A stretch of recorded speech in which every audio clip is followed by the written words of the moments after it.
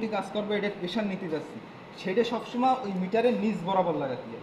অর্থাৎ এই যে দুটো পাইপ, কোনটা আমরা ইউনিট লাগাবো? লালটা মানে এই বসাটা, অর্থাৎ যেটা মিটারের নিচ বরাবর। যেমন এখানে আমরা এখানে লাগাচ্ছি, অফ করলাম। এই যে নন প্রেশারে মানে প্রেশার এন্ড সবসময় কিসে লাগাইতে হবে? ভিতরে গ্যাস আছে, আগুন না ধরে যায়। একুপ্রেশার ভিতরে গ্যাস অনেক হবে।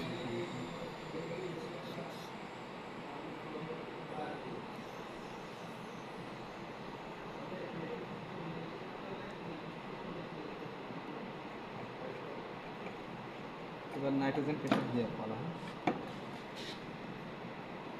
এই যে নাইট্রোজেন সিলিন্ডার, এই পাইপটা নিতে হবে। এই জায়গাও একটা নন রিটার্ন ভালভ আছে, অর্থাৎ হোস পাইপের প্রেশার এন্ডটা এই জায়গা লাগাইতে হবে। ছবি তুলবে যে জায়গায় হাত দিয়ে এই দেয়। যে হোস পাইপের প্রেশার এন্ড এই জায়গা লাগানো। নাইট্রোজেন গ্যাস আছে না? নাইট্রোজেন শরীরের জন্য উপকার, সমস্যা নেই। অল্প বেশি বেশি করে দেওয়া লাগবে। এগুলো খাইয়ে মরবে না। এবার এইটা খুলতে হবে, এই যে ভাতটা আছে, ঠিক আছে, এদিক দিলে খুলবে, ঠিক না? ডান দিকে খুলে ডান দিকে আসবে।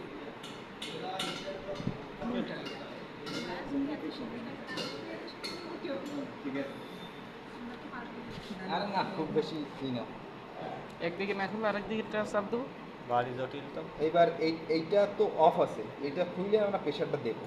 এই যে খুলে প্রেশার দিচ্ছি, এর ভিতরে যাচ্ছে সবই- নাইট্রোজেনটা, ঠিক আছে। ওইটার ভিতরে যাচ্ছে। হ্যাঁ, এই জায়গা 70 থেকে 80 পিএসআই প্রেশারটা দেবো, কিন্তু আমাদের এই মিটারে সেট করা আছে, ঠিক আছে। থেকে আপনাকে অত টেনশন করা লাগবে না, মোটামুটি যত দূর উঠবে এই উঠে গেছে, এবার আটকায় দেবো। বেশি প্রেশার দিলে কি আগুন ধরে যায়? আটকায় দিয়ে মনে করেন এইখান থেকে খুলে দিলাম, আর সমস্যা নেই।